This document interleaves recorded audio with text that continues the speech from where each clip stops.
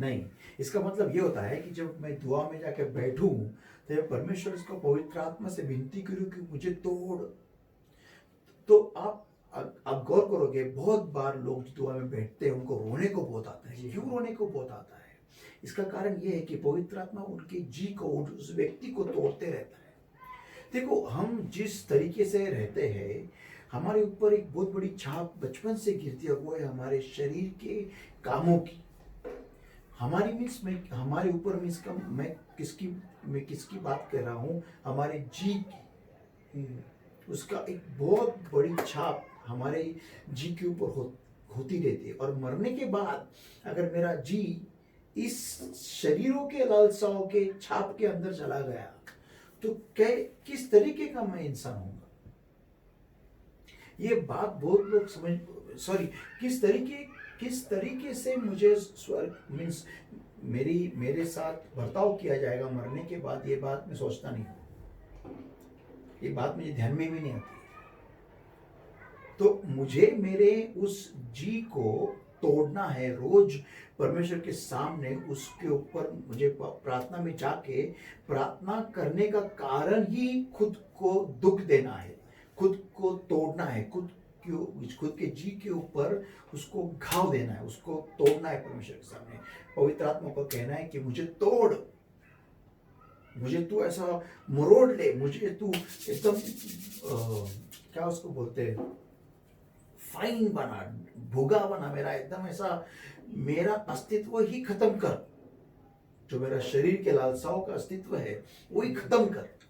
ये है दुआ, ना कि ये चाहिए वो चाहिए। ये तो परमेश्वर जानता है तुम्हें क्या चाहिए। इनफैक्ट इस बात का इल्म भी तुम्हें परमेश्वर ही देता है कि तुम्हें इसकी जरूरत है। तो हम परमेश्वर को क्या बताएं? तो ये बात अगर हमें समझ में आती है तो लेविटिकस में क्या लिखा हुआ है? On the 10th day of this month there shall be a day of atonement, it shall be an holy convocation unto you, and ye shall afflict your souls and offer an offering made by fire unto the Lord. उसी 7वें महीने का 10वां दिन प्रायश्चित का दिन माना जाए, वह तुम्हारे पवित्र सभा का दिन होगा, और उसमें तुम अपने अपने जीव को दुख देना और आग की एक भेंट परमेश्वर की ओर आपको चढ़ाना है। ऐसा लिखा हुआ है। An offering made by fire, आग की नहीं, वो ऑफरिंग जो है वो अग्नि के द्वारा तैयार होनी चाहिए। इसका मतलब क्या है? अग्नि के द्वारा ऑफरिंग तैयार होना क्या मतलब होता है? इसका मतलब परमेश्वर पवित्र आत्मा तुम्हारे जो दुआएं जो जाने वाली है, जा रही है, वो अग्नि से भरी रहे, पावर से, अनॉइंटिंग से, ना कि शरीर के लालसाओं से भरी, फॉल्स फायर। तो इसको कहते हैं शरीर के लालसाओं को मरना। और यही वो सही दुआ है, यही वो सही तरीका है, यही तुम्हारे दुआओं में होना चाहिए। Be afflicted and mourn and weep, let your laughter be turn to mourning and your joy to heaviness. तुम्हारे दुआओं में तुम्हें हैवी फील होना जरूरी है, तुम्हारे दिल को ऐसा क्रश करना जरूरी है। अभी आप शायद सवाल ये मुझे पूछोगे कि कितने साल क्रश किया जाए? जिंदगी भर में कहता हूं, मरते दम तक। क्योंकि कोई भी इंसान कभी ये नहीं कह सकता मैं परफेक्ट हो गया हूं, और जो बोलेगा वो खलास है। कोई इंसान परफेक्ट नहीं है और कभी नहीं बन सकता। हाँ, परफेक्शन के और वो नजदीक जाएगा, लेकिन पूरी तरीके से 100% परफेक्ट होगा ऐसा नहीं होता है। तो ये है वो खुद को तोड़ना, खुद को मरोड़ना, खुद को पवित्र आत्मा के अग्नि में दुआ को तैयार करना। वाह, सोचिए ना आप कैसा रहेगा, कैसी रहेगी वो दुआ। और ये एक्चुअली वो कह रहा है जो लेविटिकस में लिखा है, an offering made by fire on to the lord. ये एक्चुअली टंग्स के बारे में कह रहा है।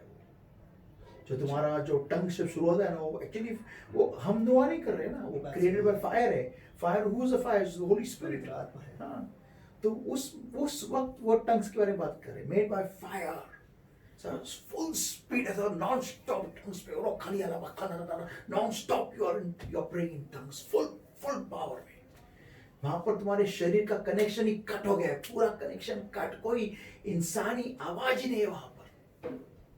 ना तुम्हारे शरीर को तुम्हें कह रहा है, ना तुम किसी का सुन रहे हो, कुछ नहीं। योर शरीर इज लाइक डेड, इस रुमाल की तरह। लाइक यहाँ पर गिर गया तो मर गया है, जब तक उसको हाथ में वापस आया तब तक मर गया।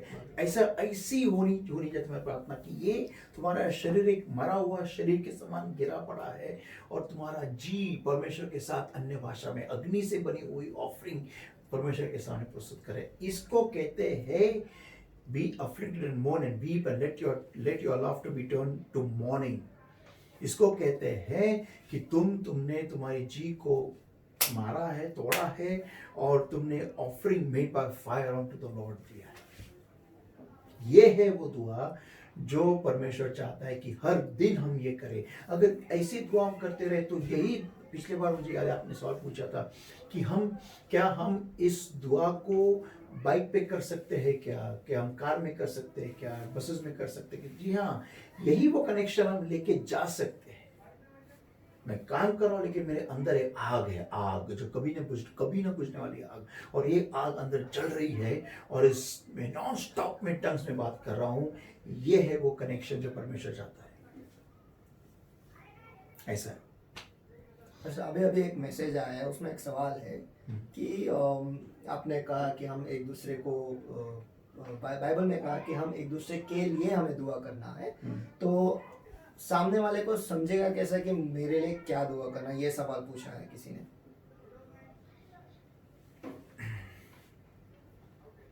सबसे पहली बात तो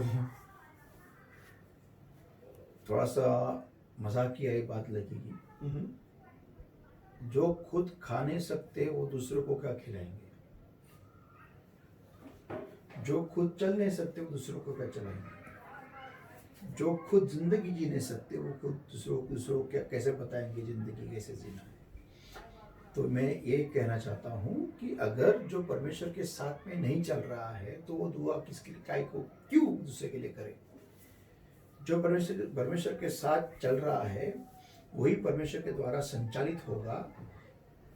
क्या मुद्दा लेके दूसरों के लिए दुआ करनी है। अगर वो बंदा परम पवित्र आत्मा का हाथ लेके हाथ में चलता ही नहीं है तो उसको अधिकार नहीं बनता है दूसरे की दुआ करने का। क्यों, वो क्या दुआ करेगा? आप बताओ, क्या दुआ करेगा वो? जो खुद ही दुआ नहीं करता वो दूसरे के लिए क्या करेगा? सबसे पहली बात तो वो बैठेगा ही नहीं दुआ करने के लिए। तो कर ली तो क्या मांगेगा वो? तो कुछ भी नहीं मांगे, उसकी दुआ तो सुनी भी नहीं, वो बात शुरू हो वो जाती क्या है। करेगा? वो क्या बोलेगा? परमेश्वर उसको सुखी रख, उसको जो चाहिए वो दे दे, और क्या करेगा वो? जो भी मांग रहा है वो उसे दे दे, बस इतना ही करेगा, उससे ज्यादा और कुछ क्या? नहीं। और परमेश्वर ऐसे बंदे की दुआ सुनेगा? देखो, मैं दुआ में थोड़ा सा एक बात बताता हूँ। मैं हम मसीह लोगों को एक बात समझनी बहुत जरूरी है कि हम दुआ कोई मूर्ति को नहीं कर रहे हैं। जी हाँ, जिंदा परमेश्वर को कर रहे हैं जो सुनता है। That's the tragedy, that is the biggest problem. जो सुनता है और देखता है कि वो किस दिल से दुआ आ रही है, किस मुंह से आ रही है, कौन कर रहा है। ये सबसे दुखद घटना भी है और ट्रेजेडी भी, दुखद घटना है और एक बहुत ही मजाकिया चीज़ भी है मसीह में, कि हमारा खुदा जो है वो जिंदा है। ये बहुत बड़ा शौक है और बहुत ही बड़ी मजाक भी है। क्यों मजाक है? मैं मजाक क्यों कह रहा हूँ? क्योंकि ये मजाक लोग कर रहे हैं परमेश्वर के साथ में। ये मजाक ऐसे दिखाते कि वो मूर्ति है, उसको कुछ समझ में आता नहीं। क्या अरे मैं कभी खुद के लिए दुआ नहीं करता ठीक से, तो मैं दूसरों के लिए क्या करेगा। लेकिन जब मुझे कोई बताता है कि दुआ कर, तो मैं करने बैठता हूँ। तो परमेश्वर उस व्यक्ति का सुनेगा किसी और के लिए। पहला बोलेगा तू किधर था इतने दिन। बात तो सही है। अब मैं आपको एक उदाहरण देता हूँ। जब पहलौठा पुत्र जब आया, उसने नौकर को बोला अरे अंदर क्या हो रहा है। जी हाँ, जब इसे पिता के साथ उसकी बात हुई तो उसने बोला पिता को कि मेरे लिए तूने कुछ भी नहीं किया और इसके लिए आते तूने सब कुछ किया। तो पिता ने बोला मेरा जो भी है वो तेरा ही है, तूने कभी उसको लिया ही नहीं तो तेरी गलती। यही तो होता है। मैं चाहता हूँ किसी और के लिए दुआ करने के लिए परमेश्वर के सामने, पिता के सामने। पिता के बोले तू किधर है पहले वो बता। तो पिता ऐसे लोगों की दुआ सुनेगा क्या? बिल्कुल। और ठीक है, अगर परमेश्वर की सेवक को भी हम कहते हैं कि मेरे लिए दुआ करो, तो परमेश्वर का सेवक उनको कैसा, मेरा सवाल ये है लोगों से एक्चुअली, कि आपको कैसे मालूम है कि वो परमेश्वर का सेवक कितना परमेश्वर के साथ चल रहा है? आप कैसे बोल सकते हो? तो हम ठीक रहे तो सामने वाले को पहचान पाएंगे। हाँ, अगर मुझे परमेश्वर चला रहा है, मुझे अभी भी याद है, बहुत बार ऐसे हुआ है कि जब शनिवार को जब मैं दुआ को बैठता था स्पेशली चर्च के लिए, तो मुझे कुछ चेहरे दिख के आते थे अचानक से। हमेशा हो गए, हमेशा ये बात हुई है। और जब मैं संडे को चर्च में आता था, मैं उनको देखता, उन्हीं लोगों को जिनके चेहरे परमेश्वर ने मुझे दिखाए थे जब मैं अन्य भाषा में दुआ कर रहा था। जी, आपने बहुत बार बताया है कि मैंने कल ही इनका चेहरा देखा और आज मैं उन्हें कलीसिया में देख रहा हूँ। जी हाँ, मुझे याद तो है। ये होता है। तो परमेश्वर मुझे दिखाता है कि इसके लिए दुआ कर, और मुझे बताता नहीं है, सिर्फ चेहरा दिखाता है। और मैं दुआ क्या कर रहा हूँ मुझे भी नहीं मालूम। ये सबसे बड़ी बात मुझे बहुत पसंद आती है। मुझे भी नहीं मालूम मैं क्या दुआ कर रहा हूँ। क्यों? क्योंकि मैं ग्लोरी नहीं लूंगा खुद को कि यार मैंने किया, और देखो मुझे नहीं मालूम मैं क्या दुआ कर रहा हूँ। मेरे को माइनस करके बात करो तुम। सही है। इधर ही बहुत सारे सेवक जो लोग होते हैं, हम पास्टर लोग, बहुत बड़ी गड़बड़ी कर देते हैं जब वो परमेश्वर की महिमा खुद के ऊपर लेना चाहते हैं कि मुझे दिखाया, मैंने दुआ की इसलिए वो आ गया। जब इंसान ऐसा बोलता है ना, वो उधर ही खत्म हो गया। लेकिन अगर वही इंसान अगर ये बोले, यार मुझे नहीं मालूम, मुझे सिर्फ चेहरा दिखा, मैं अन्य भाषा में दुआ कर रहा था, मुझे नहीं मालूम कि मैंने क्या दुआ की, वो पवित्र आत्मा ही जानता है वो क्या कर रहा था। और मैं आज उन लोगों को देख रहा हूँ। Praise the Lord, hallelujah. आमीन। एक बार मुझे अच्छी तरह से याद है, एक इंटरव्यू भी देख रहा था मैं एनडीटीवी पे। एनडीटीवी के कुछ लोग गए थे पंजाब में, शायद कोई कलीसिया में। वहाँ पर बहुत सारे चमत्कार हो रहे थे, बहुत सारे। और वो टीवी क्रू को लेके गए कि ये सच्ची में हो रहा है कि झूठ है। तो जो उधर का पास्टर था, वो पास्टर का मैं नहीं जानता वो बंदा कौन है क्या है, लेकिन उसने जब उसको पूछा गया कि ये चमत्कार वगैरह सब कैसे क्या हो रहा है, तो उसने बोला ये मैं नहीं करता, ये प्रभु यीशु मसीह कर रहा है। और वो सीन में से हट गया उधर से, मीन्स ये बोल के वो हट गया। अब यीशु मसीह को जाके तो पकड़ नहीं सकते लोग। सही है। और पकड़ने की क्या जरूरत है, वो काम तो दिख रहा है, खुला दिख रहा है। सही है। तो उसने बोले मैं नहीं करता, ये यीशु मसीह कर रहा था, आज भी कर रहा है, उसे कि वो जिंदा है। और उसने जो वाक्य बोला, इधर ही सब फाइनल हो गया। लेकिन अगर वही सेवक अगर ये कहता कि हाँ मेरे द्वारा परमेश्वर कह रहा करता है, या फिर हाँ मैं दुआ करता हूँ, मैं करता हूँ, मैं हाथ रखता हूँ, तो ऐसा होता है। वो बंदे ने, वो इंटरव्यू वाले ने उसको, पास्टर को ये भी पूछा कि आप जब हाथ रखते हो लोग गिरते हैं, तो उसने ये भी बोला कि मैं नहीं, वो पवित्र आत्मा प्रभु यीशु मसीह को छूता है। मेरा हाथ सिर्फ एक जरिया है, लेकिन मेरे हाथ रखने की भी जरूरत नहीं। आपने देखा कि बहुत सारे लोग ऐसे ही यहाँ वहाँ गिर रहे। तो कैमरामैन बोला हाँ वो कैसे क्या, बोलो यीशु मसीह कर। तो जब हम यीशु मसीह को सामने डाल देते हैं तो हमारे ऊपर कुछ नहीं आता है। ये हम जो सुनते हैं ना कि एक सेवक को वहां मारा, उसको यहाँ मारा, ये क्यों होता है? क्योंकि जब सेवक यीशु मसीह का ग्लोरी खुद के ऊपर लेना चाहता है, तब उसको एक तरीका है लाइन पे लाने का कि तू अगर बीच में आएगा तो तेरे को ये होगा। बहुत ही खतरनाक तरीका। क्योंकि ये लोग, हम मसीह के जो सेवक जो है, पास्टर्स लोग हैं, कभी कभी हम भूल जाते हैं कि हमारी पिछली जिंदगी कैसी थी। मुझे अच्छी तरह से याद है जब मैं जब बॉम्बे में रहता था, बॉम्बे में हम रहते थे 12वें मंजिले पे, और हमारे लिफ्ट थी, हमारे पास 3 लिफ्ट थे बिल्डिंग में। बिल्डिंग का नाम सैमसन अपार्टमेंट्स, 12 मंजिला, 16 मंजिले की बिल्डिंग थी वो, हम 12 मंजिले, 12वीं। मुझे अभी भी याद है जब लिफ्ट का जब पावर होता नहीं था, तो हम सीढ़ियाँ ऊपर नीचे चढ़ के उतरते थे। तो हमें याद रखने पड़ते थे जब सीढ़ियाँ उतरते वक्त भी, और विशेष करके उतरते वक्त, चढ़ते वक्त नहीं, उतरते वक्त, कि कौन सी सीढ़ियाँ छोर में टूटी हुई है। क्यों? क्योंकि हम स्पीड से आते थे नीचे, भागते भागते। हाँ, तो कभी कभी ऐसा होता था कि वो जो छोर वाला जो टुकड़ा है, अगर टूटा है, टूटने आया है और हमारा पैर वहाँ गिर गया स्पीड में आते वक्त, तो हम फिसल जाएंगे, हमारा फ्रैक्चर हो जाएगा। सही। तो उसको 12 मंजिलियों की जो स्टेयरकेस है, सीढ़ियाँ है, उन सबको याद रखना पड़ता था। एक पॉइंट। सेकंड पॉइंट ये था कि हम लोग, मैं जब बच्चा था तो मुझे अभी अच्छी अच्छी तरह से याद है, वो 12 मंजिली जो है ना, वो जो हाथ रखते हैं ना, जी हाँ। उसके ऊपर हम बैठ के नीचे आते थे। हाँ, मैंने भी किया है। हाँ। और कहीं कहीं पे वो जो खीले ना, कुराड़ी वो खीले, बाहर आते वो हैं। बाहर आते हैं। तो कौन से फ्लोर पे वो बाहर आए वो भी याद रखना जरूरी है, क्योंकि अगर वहां पर हम गए, भूल गए कि यहाँ पर वो बाहर आया है, तो मालूम है क्या क्या बाहर हो आएगा। सकता है। हाँ। जी हाँ। तो उसको याद रखना बहुत जरूरी होता है। मैं इसका मतलब क्या है कि जब हम चढ़ के जा रहे हैं जिंदगी की ऊंचाइयों में, कहाँ पर हम गिरे, कैसे गिरे, क्यों क्यों गिरे, कौन सी गलतियां की, ये याद रखना बहुत जरूरी है। क्यों? ताकि वहां पर हम टिके रहे, कौन से, वहां टॉप जहां पर आज है। अगर हम वो भूल गए, कैसे आए, कैसे ऊपर गए, भूल गए, कैसी गलतियां की, कहाँ कहाँ गिरे, कहाँ सीढ़ियों के छोर हमारे जिंदगी के टूट के गिर गए, वहां पर अगर हम भूल गए, जब हम स्पीड से नीचे आएंगे ना, तो थोड़ा फोड़ के वहां गिरे रहेंगे। क्या बात कही। तो हमेशा ये याद रखना, क्योंकि आगे लिखा है ना, वर्स 10 में आप पढ़िए क्या लिखा है। प्रभु के सामने दीन बनो। ये हम्बल योरसेल्फ का एक बहुत ही अच्छा स्टडी है। हम्बल योरसेल्फ, दुआ का मतलब क्या है? किसी के सामने झुकना, इसको कहते हैं दुआ। क्या हम ये करते हैं क्या दुआ में?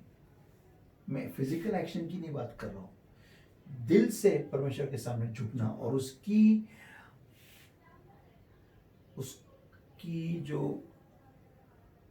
जो अथॉरिटी है, ओके, अधिकार ने, उसको हम ये कह सकते हैं, उसकी जो अथॉरिटिव पोजीशन है हमारे जिंदगी में, उसको अपनाना, उसको स्वीकार करना, ये है वो दुआ का असली चेहरा, असली पार्ट।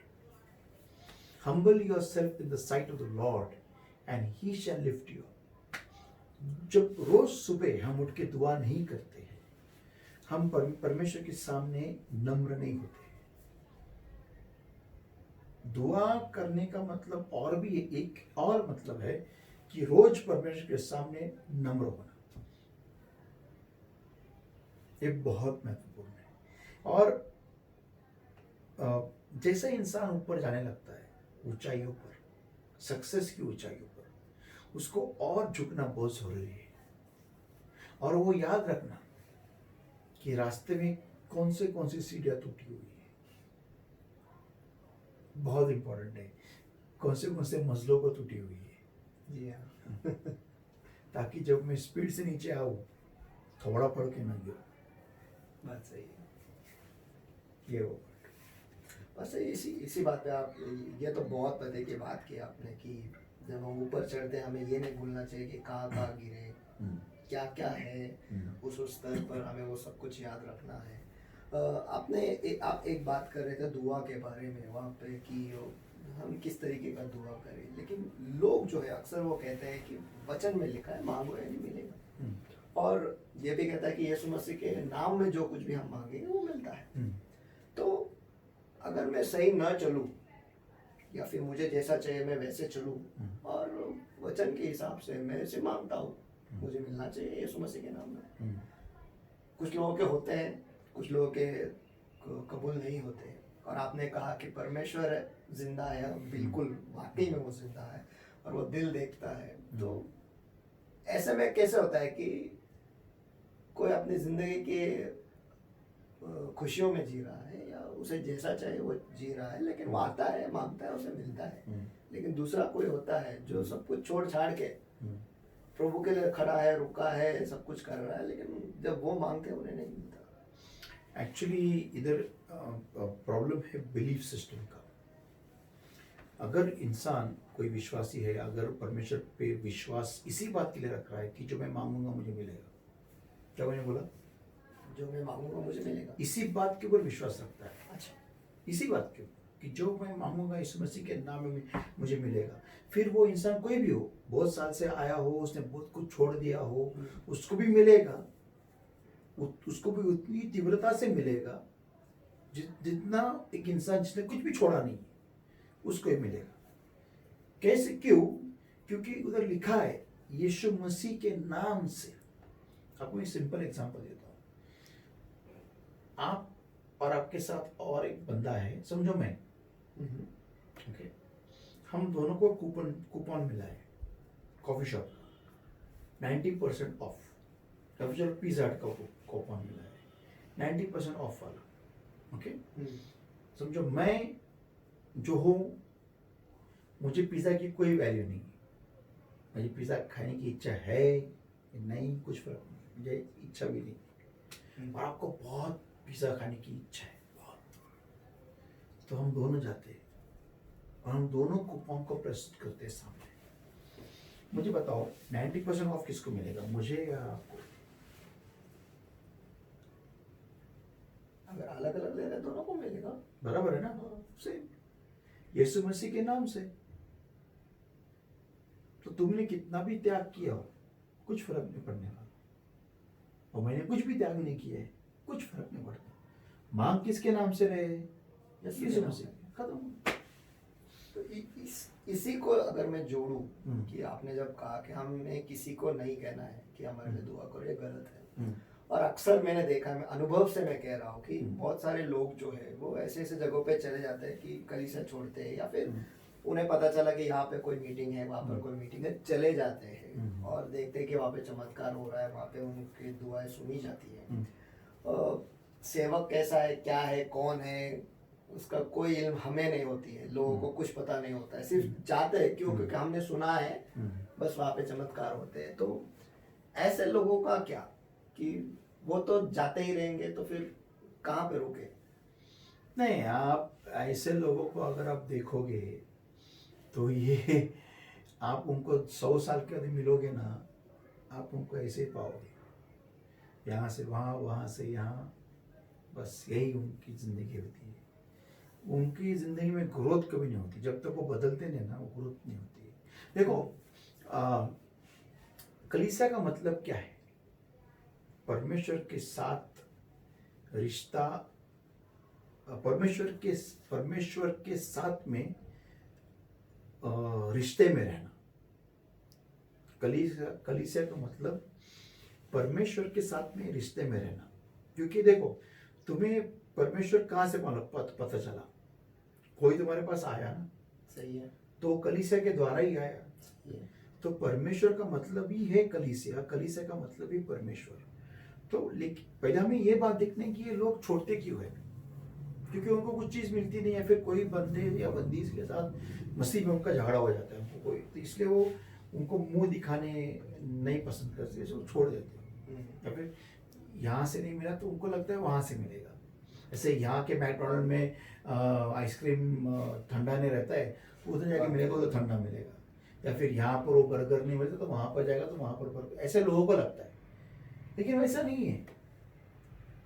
हाँ, मैं ये बात भली बात ही जानता हूँ कि अभिषिक्त जो सेवक होता है उसके ओर से, उसके मुख से आने वाला वचन 100% कार्य करता है और तुम्हारी जिंदगी में बहुत बड़ा रिजल्ट आता है अगर आप उस वचन को लागू करते हो। लेकिन अगर आपने लेकिन अगर वो सेवक अभिषिक्त होने के बावजूद भी अगर आप कलीसिया छोड़ के जाते हो, तो शायद सेवक की गलती रहेगी या फिर मंडली में किसी की कुछ गलती रहेगी। लेकिन इसका मतलब ये है क्या कि तुम परफेक्ट हो? फॉर एग्जाम्पल मैं ले सकता हूँ, कौन सी स्कूल ऐसी है जहाँ पर मवाली बच्चे नहीं आते? कोई भी स्कूल नहीं, या फिर जहाँ पर मस्ती करने वाले बच्चे नहीं आते, सब लोग हैं। फिर भी हम हमारे बच्चों को उन्हीं स्कूल में क्यों भेजते हैं? क्यों नहीं बोलते चलो हम स्कूल छोड़ के दूसरे स्कूल में चले जाएंगे? नहीं, ऐसा नहीं करते। अभी कौन सा ऑफिस ऐसा है जहां पर दारू पीने वाले बच्चे लोग नहीं आते? सब लोग आते हैं। बॉस लोग दारू पीते हैं, सिगरेट फूकते हैं, क्या क्या करते हैं, हम सब जानते हैं, फिर भी हम उधर वो नौकरी नहीं छोड़ते। सिर्फ कलीसिया क्यों छोड़ते हैं?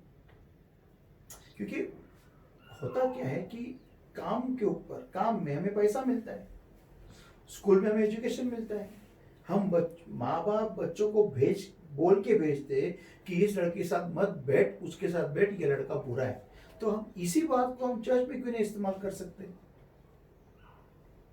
चलो मैं और आगे जाता हूँ। तो इनका ऐसा क्यों नहीं कि चलो ये बुरा है तो हम इसके लिए दुआ करेंगे। तुम अच्छे हो ना, तुम तो अच्छे हो, तो दुआ उनके लिए करो ना। लेकिन ये बात नहीं होती है, तो छोड़ते क्यों है? कौन है? कौन सी एक कलीसिया का नाम बताओ जो परफेक्ट है? प्रभु यीशु मसीह की जो कलीसिया थी 12 चेलों की, वो भी परफेक्ट नहीं थी। जो बंदा उसके प्लेट में खाना खा रहा था, वो बंदे ने धोखा दिया। बोलो, सही है। खुद स्वर्ग की कलीसिया परफेक्ट नहीं थी, वहां पर खुद शैतान तैयार हो गया। तो अभी हम क्या बोलेंगे? इंसान को इम्परफेक्शन के साथ जीना सीखना आना चाहिए। Man has to learn to live with imperfection.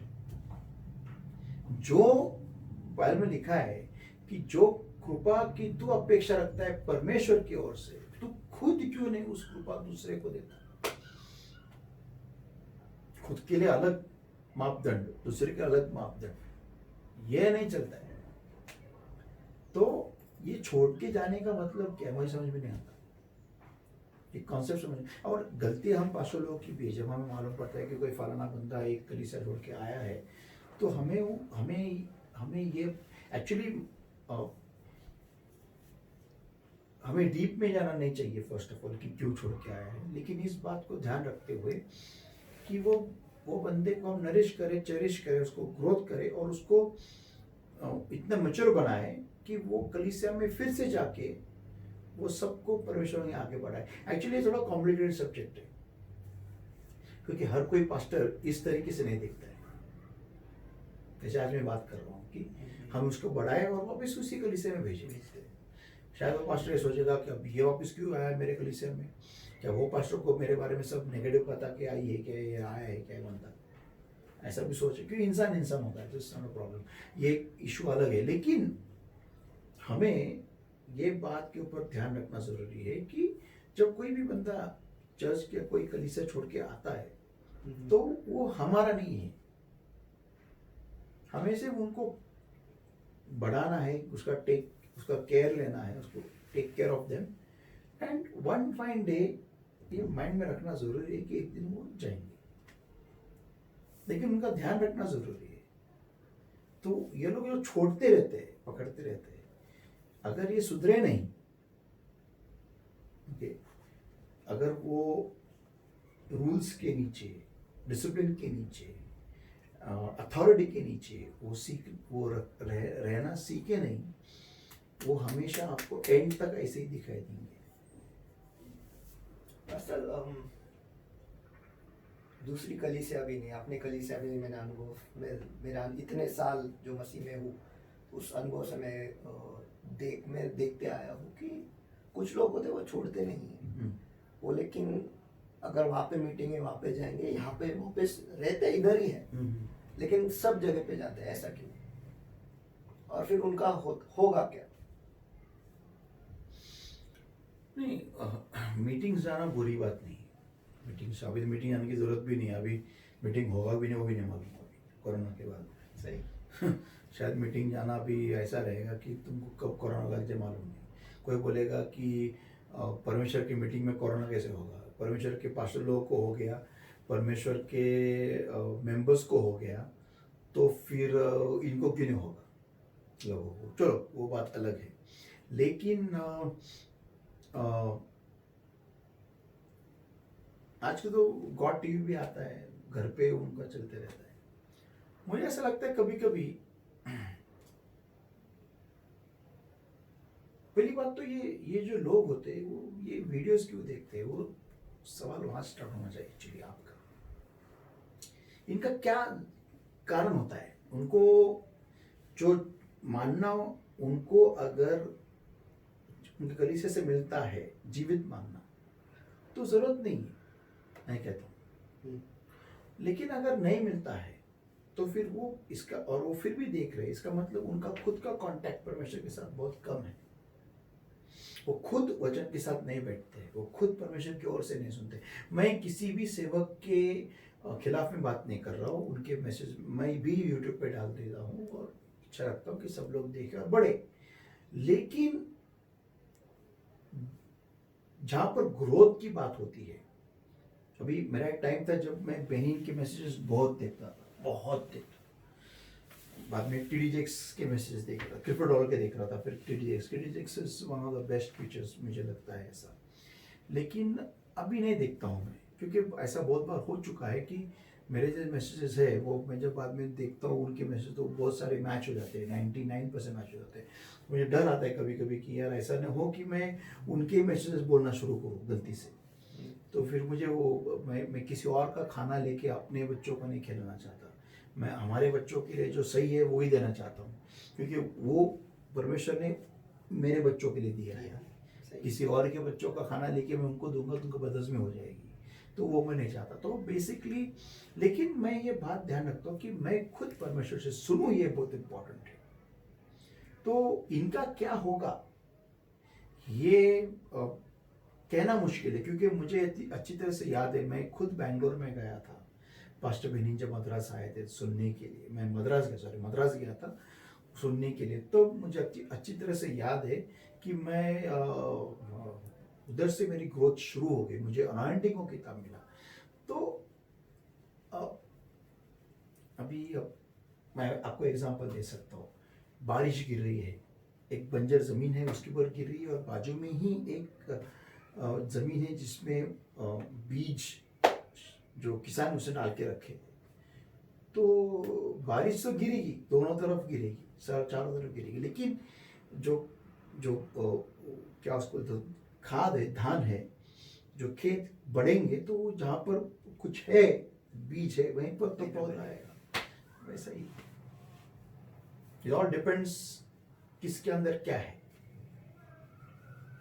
Pastor thank you very much. एज इन आपने ये सिर्फ 2 ही वचन में कह सकता हूँ हम इस पर बात कर रहे हैं, और इस पे बहुत सारा खुलासा आपने किया है। हमने ये भी देखा है कि कलीसिया के लोग कैसे क्या करना है, दूचित्ते लोगों के बारे में देखा, और पापियों के बारे में देखा, दिल साफ रखना इसके बारे में, और बहुत सारी चीज़ें आपने बात की है।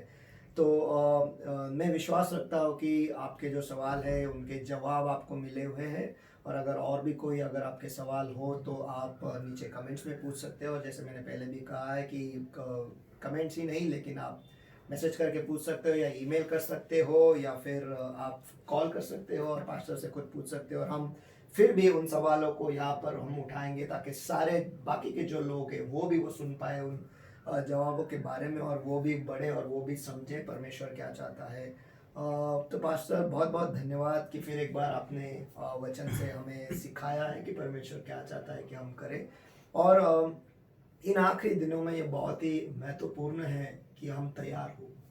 तो इस तैयारी के बारे में क्या आप कलीसिया को कुछ थोड़ी बात कह सकते हो कि कैसे हम तैयार रहें?